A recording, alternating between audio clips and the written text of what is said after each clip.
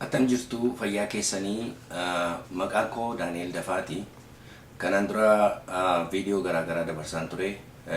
Warraaqsa biyya keessatti deemu kana ilaalchisee viidiyoo garaagaraa dabarsaan ture. Viidiyoo kana kan dabarsaa turee fi yoo dhuman fagaadhee jiraadhe illee hamma tokko wal'aansoo godhamu kana keessatti yeroo dargaggummaa kootii gumaachee waan jiruu fi na dhibaa. Dhukkubisaa natti dhaga'ama, hamma ijoollee miidhamaa jiran natti dhaga'ama. Kanaaf anis immoo muuxannoo koo hiruuni na dirqisiisa. Harka maradhee taa'ee ilaaluuni baay'ee mataa koo na dhukkubsa. Kanaaf si'a baay'ee waan tokko tokko dadarbadha. Muuxannoo koo irraa waan hin argadhee, waan dubbise irraa waan hin argadhee daandii wal'aansoon kun irra deemuun irra jiru karaa tokko tokko agarsiisuu yaaluudha. Hamma naa danda'ame waan an beeku darbachuudha. Namni tokko haasa'eedhaaf osoo hin taane karaa hundumtuu waan beeku yoo darbate gumaacha guddaa ta'a ijoollee keenya dargaggoo keenya amma jiran kanaaf. Akkuma beekamu wal'aansoon kun kan jalqabame occupation or colonization isa jedhamu ilmaan Habashaa Berlin conference-dhaa kaasanii biyya keenya qabatanii yeroo Awurooppaan biyya Afrikaa qabatu isaan immoo meeshaa argatanii meeshaa kadhatanii warra Ingilizii irraa Minilikii xalayaanii katabeetu jira. Xalayaa katabee anis harka maradheen ilaalu biyya Oromoo biyya gaallaa jedha yeroo sana fudhachuun koo dirqama natti ta'a kan jedhuudhaani Ingilizoonni gargaaranii biyya keenya qabsiisan. Biyyi keenya qawweedhaan qabame, humnaan qabame, jaallatee miti. Lolaniiru baay'ee lolame. Calii calanqoo yaadachuu hin danda'ama, harma muraa aannolee yaadachuu hin danda'ama. Abishee Garbaa lolanni godhe yaadachuu lola iddoo garaagaraatti godhamee Oromoon humnaan cabe. Kun hundumti keenya osoo beennu yeroo yerootti wanta nama gaddisiisutu gadi ba'a. Namoonni tokko tokko jarjaruurraa kan ka'e yookiin muuxannoo dhabuurraa kan ka'e yookiin immoo nama gammachiisuudhaaf jedhanis ta'uu danda'a. Isa deebii kana isaantu kennuu danda'a. Garuu yeroo wanti tokko tokko gadi ba'u baay'ee na quuqa, baay'ee natti dhaga'ama. Maaliif waanan keessatti qooda fudhadhee argeef, waanan keessatti qooda fudhadheefaniini ani wanti tokko tokko yeroo karaarra jallatu baay'ee na miidhaa natti dhaga'ama. Gidduu darbe kana xalayaa tokkotu darbe. Kun immoo kan inni ittiin katabame Dr. Hizqeel Gabbisaatii fi Obbo Jawaar Mahammadiin katabame. Jarri kun lamaanii Oromoo miidiyaa irratti si'a baay'ee hin haasa'u, hin dubbatu, waa'ee saba keenyaa dubbatu, kanatti ta'e sanatti ta'e jedhu hin haasa'u. Garuu ijuma shakkiitiin ilaalaa ture yeroo dheeraadhaaf. Haa ta'u malee akka isaan kana qabatanii gadi ba'uun isaanii anaaf waan na dinqisiise hin qabu. Maybe nama baay'ee dinqisiiseera ta'a, nama baay'ee dhibeera ta'a. Anaan nan dhibne waanuma neegeedha. Haa ta'u iyyuu malee xiqqoo ishee keessa darbaniitu dhugaadhumatti wal'aansoo jaalleewwan keenya godhan wal'aansoo gooti meeqa itti kufe, dhiigi meeqa itti dhangala'e. Wareegama qaqqaaliin itti baafame kana karaarraa jallisuuni ani karaa koo dubbachuutu narra jira. Abbabbaan kan isaa dubbatata ani karaa koo dubbachuutu narra jira. Jaalladhees jibbeesi kuni yeroo seenaan wal'aansoo keenyaa kaayyoo wal'aansoo keenyaa geeddaramu taa'anii ilaaluuni cubbuudhuma natti fakkaata. Fudhachuun dadhabe, liqimsuun dadhabe. Kanaaf ani kana nan dubbadha jedheetani. Jarri kuni akka isaanii na dhaga'an hin barbaada.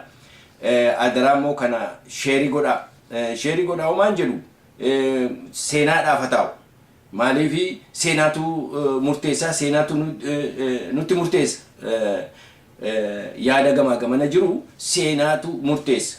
Isin immoo ijoolleen dargaggoo kanarraa dhugaaf haqasaa akkuma deemneen, akkuma wal'aansoon deemeen, akkuma wal'aansoon tarkaanfateen eenyu dhugaan, eenyu suubi, eenyu dhugaan isa jedhu kana addaan baafataa deemtu. Yeroodhaaf hin fakkaatu. Garuu haqasaa kana keessatti wanta jajallate tokkotu jira. Baay'ee waan nama gaddisiisu. Utuun du'in kana arguun koo namoonni akkasii dhalatanii achiis ba'anii kana geeddaruun isaanii waan baay'ee na gaddisiisuu fi karaatti akka isaan deebi'anii karadha jara kan. Xalayaan kuni barana artikiliidha. Artikiliin kuni Oromoo Alternative kan jedhamu Freedom, Equality, Justice and Dignity in Participatory Democracy kan jedhamu kana katabanii baasan. Kana irraa kokkoteetan ilaala keessa deddeeni. Wanti nama gaddisiisu ani yeroo ani wantani itti hin hidhamne itti hin duune obboleessi koo obboloonni koo hiriyoonni koo jaalleewwan koo kanaaf jedhanii ka'anii itti hin duune tokko akkasittiin ture yeroo jedhamee katabamu baay'ee afaan qabadhee taa'uuni hin danda'u haaluma isaa hin danda'u. Kanaaf ani kanarraa waan tokko baasa. Amma fiimii dhumtisaa akka jirutti maanni wal'aansoo Oromoo isa ture kana distortii gochuudha. Kaayyoo isa ture kana kaayyoon kun hin turre kaayyoon kun achi hin turre kan jedhuudha. Wal gaaffiin Oromoos gaaffii kana hin turre isa jedhu kana sirreessuu qabna. Maal jedhanii kataban? Jalqabanii paragraafii isa duraa fixanii paragraafii lammaffaa irratti maal jedhu? In the last half century, the goal of Oromo nationalists have always been the same as the political demands of other Ethiopians.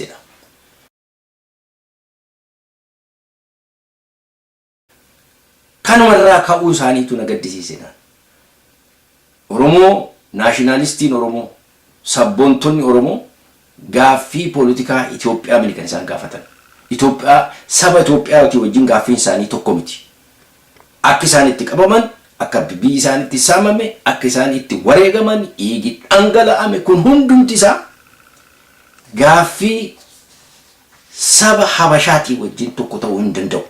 Maybe eeyyee warra Saawuziitii wajjin tokko ta'uu danda'a. Garuu warra nu wajjin cabee warra nu wajjin qabame wajjin tokko ta'uu danda'a. Garuu gaaffii Habashaatii wajjin tasa tokko ta'uu hin danda'u. Maaliif yoo jettan gaaffiin Habashaayi taayitaa irratti wal dhaban. Tigreeni dabaree kombush, Amaarri dabaree kombush, Amaarri waggaa 100 bush, Tigreen immoo hamma danda'ame waggaa 100 fudhadha isa jedhutu isa irratti wal lolu. Gaaffiin isaanii gaaffii politikaati, gaaffii taayitaati, gaaffii humnaati. Gaaffiin kan keenya gaaffii kolonii jalaa booti. Gaaffii occupationiif dhumaata irraan ga'uuf. Impaayira sana diiganii bilisummaa saba keenyaatii fi walabummaa Oromiyaa walaba taate ijaaru gaaffiin keenya.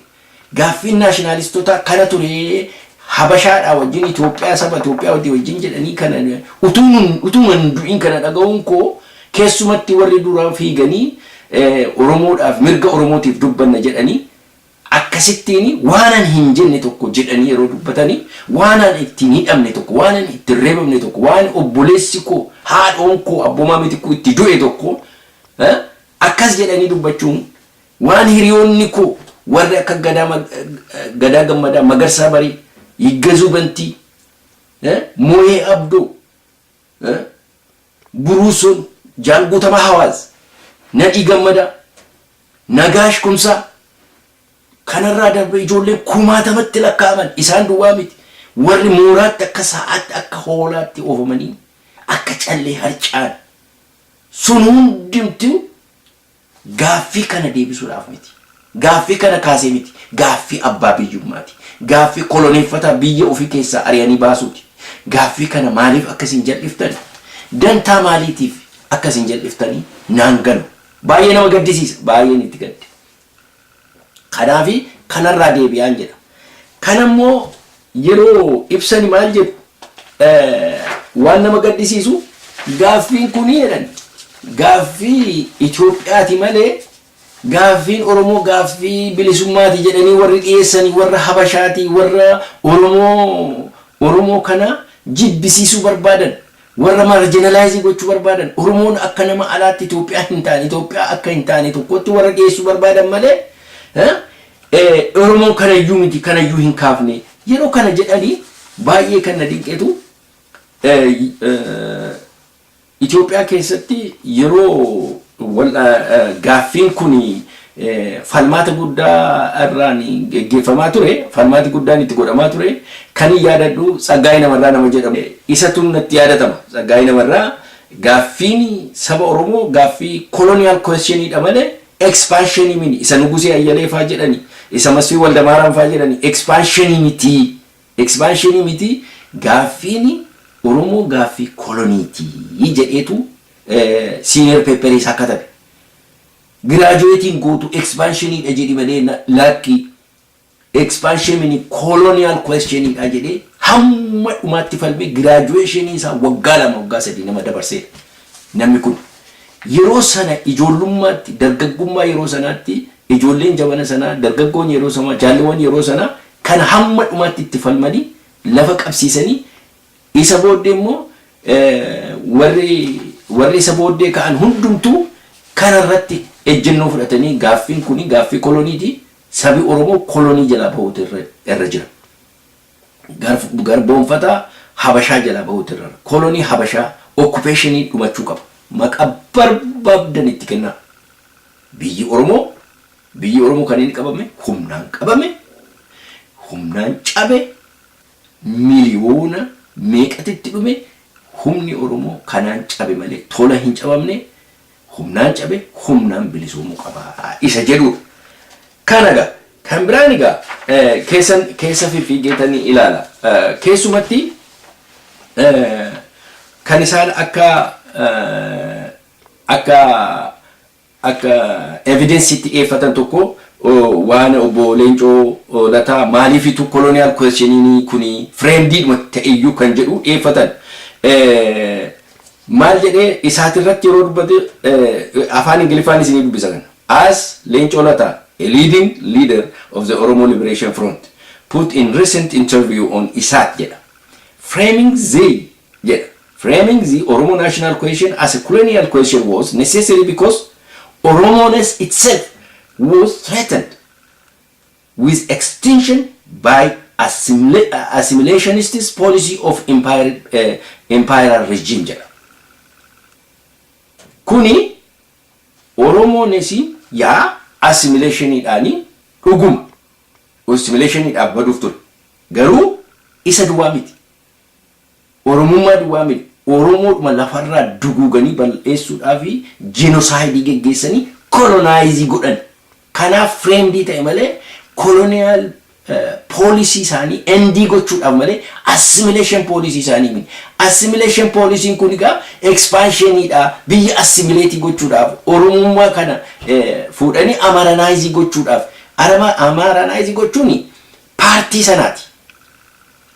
Murna tokko achi keessa action isaan fudhatan keessa murna tokko eega humnaan cabsanii dhiiga dhangalaasanii Oromoo lafarraa duguuganii biyya isaa qabatanii booddee assimilation kanaan dhufe. Malee assimilation sanaaf miti colonial question idha jenne akkasitiin friendly ta'e ni jedhamu kun soba kan ta'e colonization actually one ta'e one happening godhe waan ta'eefitu dhiigi hammi kun irratti dhalgale ijoollee hammi kun irratti dhuman maleessa assimilation expansion Habashaatii fi assimilate gochuudhaaf jaalalaan fuudhaan maaloodhaaf Oromummaa baduuf jedha no way kana miti partii sanaa ta'uu danda'a hamma tokko achi keessa dhuguma assimilation maqaa geeddaruu lafa geeddaruu maqaa namaa geeddaruu kristinaa kaasu wanni kun ture kuni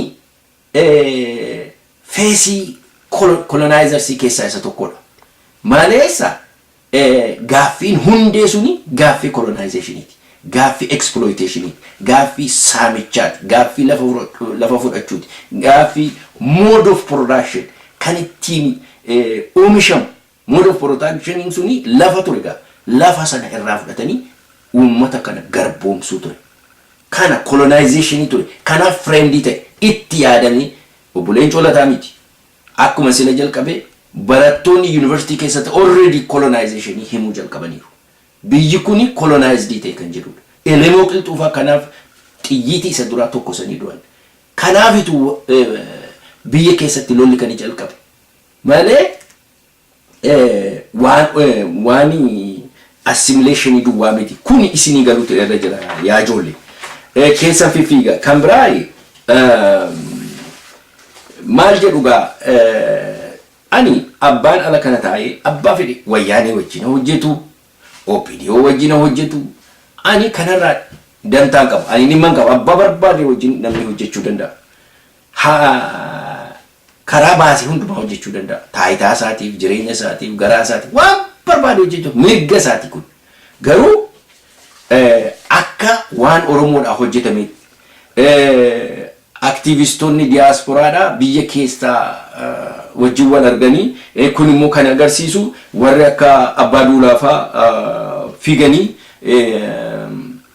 sabaa wajjin dhaabachuu obbo Lammaa Magarsaa kana gochuu aktivistoonni OPDOdhaa har'a warra alaati wajjin akka isaan harka wal qabatanii turani durii kaafnee iyyuu beekna waan dhokataa hin turre nuyi warri itti dhiyaannee dubbii kana duukaa ordofaa turre akka isaan jara wajjin hojjetan nima beekna dubbataa turres viidiyoo koo garaagaraa kanaan dura kan hin baase keessatti dubbataa turre waan hin dhossaanii hin jiru hundumti isaanii wajjin akka isaan hojjetaa turan akka isaan walii wajjin deemaa turan hunduma isaayyuu achirra kaa'ameera jechuudha. Kanaafi waan haaraa miti jechuudha. Garuu dhuguma jarri kun saba Oromootiif hojjetaa jiru. Abbaa Duulaa Dheengaddaa utaalanii taayitaa gadhiisanii fiiganii irraa bu'anii saba Oromootiif isa gaaffii kana qeerroo biyya keessaa warra reebame warra itti gubate warra obboloonni isaanii jaalleewwan isaanii itti dhume warra har'a mana hidhaa keessatti waadamaa jiru warra garafamaa jiru Dheengadda warra lafarraa ari'atan isaan deebi'aa kennan ani ala kana taa'ee deebii kennuuf hin naqu garuu isaan deebii kennuu danda'u jaartiin isheenii reefa ijoollee ishee lamarra gadi baay'ee taa'i jedhamte suni deebii halaattu yeroo sana jarri kun achi hin turre har'a irribirraa wareeranii ka'anii har'uma wareeranii ka'anii yeroo wareeranii ka'an immoo tokkichumaanitu gara Amaaraatti dhaqanii biyya Amaaraa dhaqanii ijoolleedhaan galaana Bahar Daar isa jedhan keessaa sabaphuu dhaqaa qulleessaa ittiin jedhan ijoolleen dhattee qulleessiti achi booddee ofii isaaniitti dhaqanii Goojjaamee dhaqanii miila qabachuutti ka'an beekame nama isa biyya ari'amee waan nyaatu dhabee ganda keessa jooraa jiru dura ilaaltamu jaartii ishee ijoollee ishee ajjeefamtee reeffarra taa'i jedhamte sana dhattee ilaaltamu nama manni itti diigame jireenyi isaa bade mana lafa irraa fudhattanii investariidha kennaa turtan warra sana dhattee walitti qabdee ilaaltee walitti haasofsiiftee furmaata barbaaddaaf moo Habashaatti harka bal'ista ijoollee Amaaraatti harka bal'ista haasaan kun hundumtu kana keessatti illee kan godhamu yaadni isaa Habashootatti harka bal'isuudha Habashoota garaa laaffifachuudha maleessa wal'aansoo isa dhugaatti wal'aansoo isa dhugaa qabnee kana keessaa baanaa kana keessaa dabarraa kan jedhu natti hin fakkaatu. Wanti nama dinqu kanagaa inni isaanii OPDOni yaada geeddaratteetti OPDOni har'uma kaatee har'uma geeddaranti har'uma kaatee har'a kana gochaa jirti har'uma kaatee har'a dubbiin dhumataa jira warri inni isaan jedhan isa kanagaa. Kanaaf inni isaanii gadi ba'anii dhiyoo kana waa'ee maltaayii National Federation haa odeessu waa'ee Federation haa odeessu amma baay'ee nama dinqa wanta jarri kun haasa'an waa'ee Federation kana Habashaa wajjin Federation goonaa Federated taana yeroo jedhani garbatu gooftaadhaani Federation dhaanitu paarlaamaa keessa wal qixxaannee jiraannaa jedha garbatu isa garboomeetu isa lafa irraa fudhatamaa jiru isa garasii garanaan akka sareetti dhiitamaa jiru isa ijoolleen isaa dhiigi isaa dhangala'aa jirutu Federation dhaan jiraanna jedhaniitu OMN irratti maal irratti afaan Amaaraatiin gadi yaa'anii waa'ee Federation odeessu Multinational Federation maal hojjete Amaarritti qalliti waa tokko isinitti himuu barbaada ijoollee dargaggoo mee dhaqaatii waan Amaarri haasa'u dhaggeeffadha waan Mooresh Waganiin Amaaraa beetee warri jedhamtu Amaaraa beetee moo beetenesh jedhu beetee isa jedhan tokko isaani Amaaraa beetesa warri jedhan kuni waa isaan haasa'an dhaggeeffadha waan gudiidha haasa'aa jiru isaan kan isaan dubbataa jiranii Itoophiyaan sun kan Amaaraa takka jirutti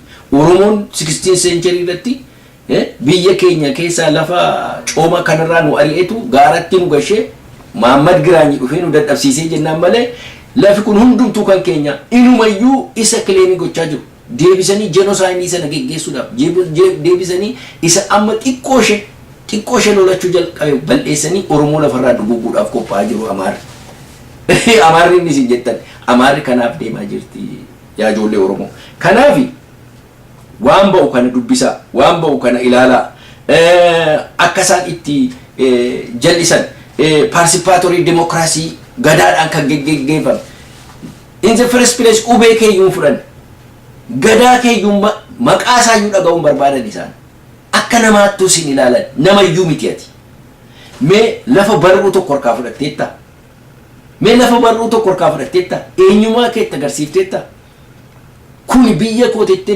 biyya kee ta'uusaa mirkaneessiteetta bira dabartee waan isaan ofii isaaniitii dhufanii reconcile gochuu barbaadan isaan barbaachisu addanaa reconcile goota ilmaan Oromoo wanti nama gaddisiisu waa'ee araara waa'ee afaan gaarii dubbachuun gaariidha afaan gaarii dubbachuun gaariidha nama wajjin nagaadhaan jiraachuun gaariidha nama nagaan si wajjin jiraachuun barbaade nama haadha manaa keessa jalatti gudeedu durba keessa jalatti qanu gudeedu nama lafarraa si ari lafa keessirraa fudhatu biyya kee garboonfatu tokko yeroo teessee waa'ee multinational federation akka nama biyya qabu tokkotti siif Itoophiyaadha waan keessaa ka argatte qabda waan itti jiraatte qabda inni kaan itti gubate itti reebame itti dhume kanaafi nationalistoonni jirtan sabboontonni jirtan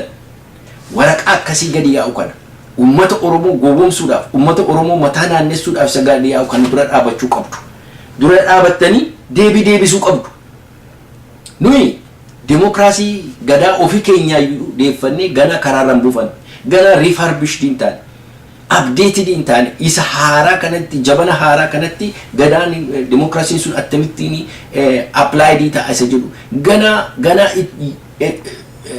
birayyuun ga'e reefuu irribaa ka'aa jira sirna iyyuu akka qabaataa ture Oromoon akka tokko ture sirna tokko akka qabaataa ture akka garboome reefuu dhaggeeffataa jira reefuu dhaga'aa jira Oromoon sanayyuun ga'e demokraasii keenya fuudhee Habashaa bira yeroo itti dattu sitti kolfa Habashaan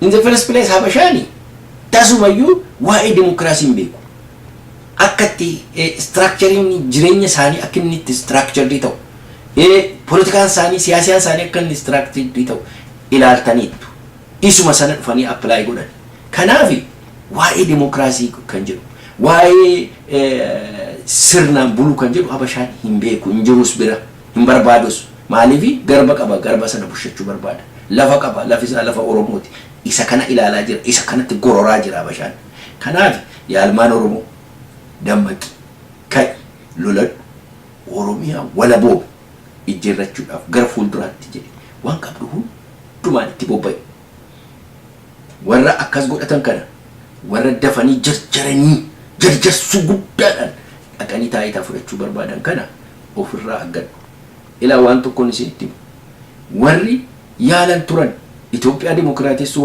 warri yaalan turan garuu gaafa du'a isaanii gaafa dhuma isaanii dargiin harka isaanii qabee mana du'aatti isaan geessu gaabbii isaan gaabbaa turanii dhaamsa isaan dhaamaa turanii gaaf tokkoon isinii dhiyeessa har'a kana hin jedhu garuu warreen ittiin jedhu kun beektu gadi ba'aatii dubbadhaa isinis kanaaf yaalmaan Oromoo jabaadhu loladhu Oromiyaa walaba taate ijjeerradhu Oromiyaa walaba taate duwwaatu si baasa kanaaf haasaa koo har'aa kana ni nama Waaqayyo si wajjin ta'u jabaadhu Waaqa abbaa keetiinis inni lafa kee kana sii kenne inni si jiraachise hamma ammaatti inni itti ciccitee dhufte kuni gara booddeetti akka hin deebine jabaadhu Rabbi si wajjin ta'u